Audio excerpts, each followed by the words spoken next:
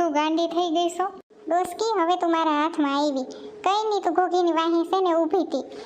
હે ઘોઘી, બપોરે ડોસીમાં જમવા નથી આવ્યા લાગતા ને? સવારે જમકુમાં કહેતા ગયા હતા મમ્મી કે છે ને બપોરે મારી બેનપણીઓ હારે જમવાનું છે અહીંયા બંગલે, અને ભેગી ચોપાઈટે લેતા ગયા છે. હજી ચોપાઈટ જ કૂટતા હશે. હજી રોંઢો થઈ ગયો તો હજી આવ્યા નહીં. હજી તો જમકુ ડોસી તમને યાદ જ કરતા હતા, ત્યાં આવી ગયા તમે. હજી મમ્મી એમ કહેશે કે આજ તો ડોસીમાં રૂંઢો થઈ ગયો તો દેખાણા નહીં. આ હું કપારે આવડો આખો ફોડલો કરીને આવ્યા છો માજી? એ અહીંયા બંગલે બધી છે ને ભૂતળિયું એને ચૂડેલું એને બધા હવરાન હવરી ધબધબાટી બોલાવી. અહીંયા વળી શેમાંથી તમે ધબધબાટી બોલાવી? અમને એમ કે માણા બાજે છે, તમે બાજો છો અંદરો અંદર. એમાં થયું એવું કે છે ને અમુક સુડેલું નવરાત્રિની પ્રેક્ટિસ કરતી હતી ને અમુક ભૂતળિયું સુડેલું ને બધી છે ને સોપાઈ રમતી હતી. તો અમારી ગેમ હજી પૂરી નથી થઈ, અને જે નવરાત્રિની પ્રેક્ટિસ કરતા હતા ને એની પ્રેક્ટિસ પૂરી થઈ ગઈ. એને અમારે ભેગું રમવું હતું. અમે એમ કીધું કે એક ગેમ પૂરી થવા દો પછી તમને રમાડશે.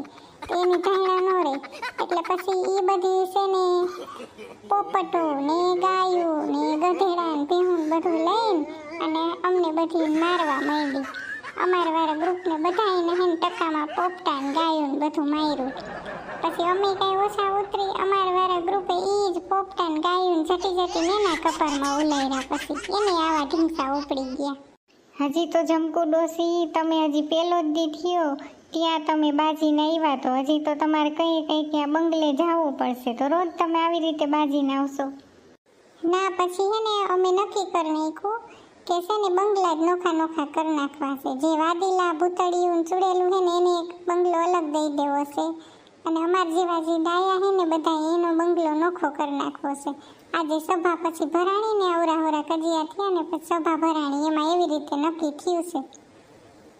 ટીટી અત્યારે તારો મેળ કરીને આવીશું. ત્યાં છે ને મારી બેનપણી મીઠી, એનો છોકરો હજી કુંવારો જ છે તારી જેમ, 51 વર્ષનો છે. તો જો અહીંયા તને બધું ગમે તો આપણે પછી આગળ વાત હલાવી. મમ્મી કદાચ એ છોકરો મને ગમી જાય મારે રહેવાનું ક્યાં? પછી તારે અહીંયા ભૂત બંગલે જ રહેવું પડે ને એના ભેગું. પછી અહીંયા રહેવા ન મળે કાંઈ. તારે પછી એની માં અહીંયા રહે, તારે રહેવું પડે. મારે અહીંયા નથી વાત હલાવવી. એને છે ને તાર બેનપણીને કહીને ના પાડી દેજે મમ્મી તું.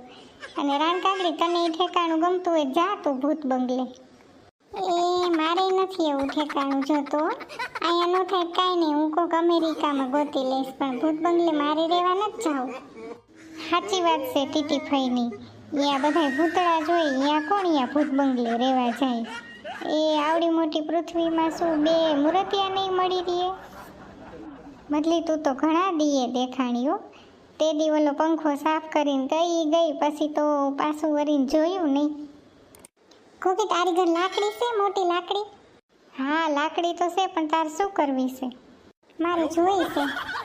એ ઓલ ખૂણામાં પડી લઈ લે.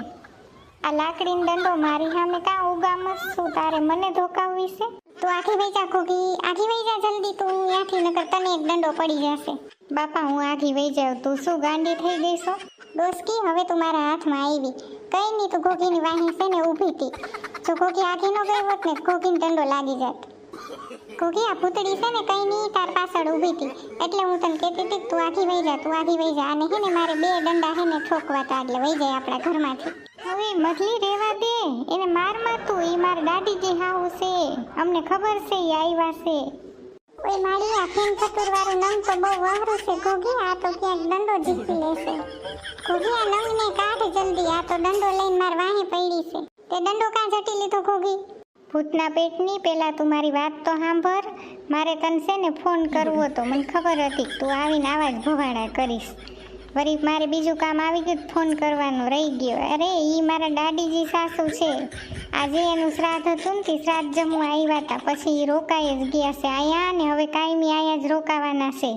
એને મારા દાદાજી સસરાને બહુ જ કજિયા થાય છે, એટલે પછી એને એવું નક્કી કર્યું કે હવે અહીંયા રોકાશે.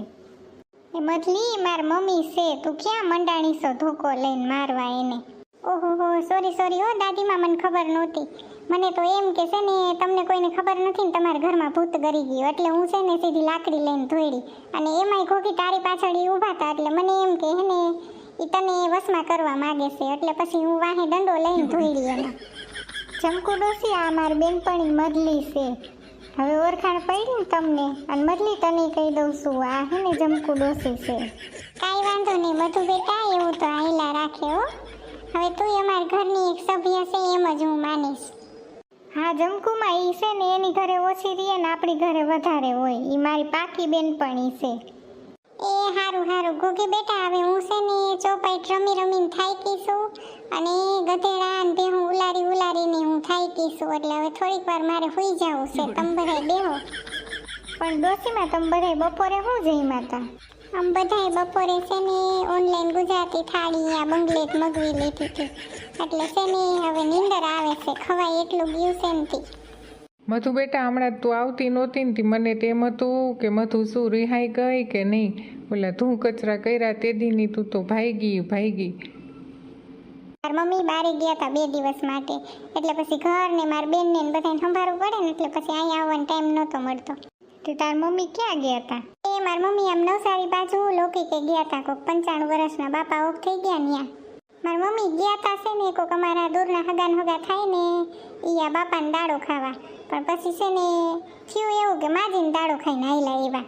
એટલે એવું કેમ થયું? દાડો હતો બાપાનો ને માજીને દાડો ખાઈને કેમ આયલા આવ્યા? એમાં એવું થયું કે જે આ 95 વર્ષના અમારા હગા થાય ને એ બાપા ઓફ થઈ ગયા ને એની સામે જે 101 વર્ષના માજી ઓફ થઈ ગયા તો પછી ભૂલથી છે ને મારી મમ્મી ને મારી કાકી ને એ બધા છે ને એ દાડો ખાવા હું આ માજીનો વહી ગયા. એને એમ કે આ બાપાનું ઘર છે ને એવી રીતે સમજાફેર થઈ ગયું અને પછી ખબર પડી કે ઓહો આપણે તો આ માજીને ઘરે આવી ગયા. જવાનું હતું આ ઓલા 95 વર્ષના બાપા ગુજરી ગયા ને એ આપણા હગા થાય અહીંયા જવાનું હતું. હાલો મારા મિત્રો, કેમ છો? મજામાં ને? ક્યારેય તમારે આવું થયું છે કે જવાનું હોય બાપાનો દાડો ખાવાનું ખવાઈ જાય માજીનો દાડો? આ કંઈક આવું સમજાફેર થઈ જાય હો મારા મિત્રો. અને જો તમને આ વિડીયો ગમ્યો હોય તો ગોગીની કોમેડી ચેનલને લાઈક શેર અને સબસ્ક્રાઈબ કરો. આવજો મારા મિત્રો.